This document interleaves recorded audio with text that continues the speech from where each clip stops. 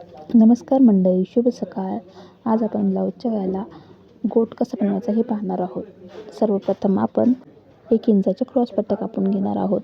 त्यानंतर त्या एकमेकांच्या विरुद्ध दिशेला येतील या प्रकारे जोडून घेणार आहोत सर्व पट्ट्या. हे अशा तऱ्हेने आपण जोडून घेतले आहेत. त्यानंतर ती पट्टी ब्लाऊजच्या डाव्या साईडकडून जोडून घ्यायला सुरुवात करायची आहे.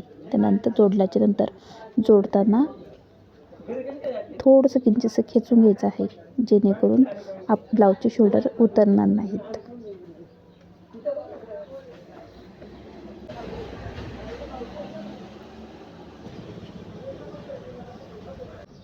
इथे आपण पूर्ण ब्लाऊजला ही पट्टी जोडून घेतलेली आहे, क्रॉस पट्टी.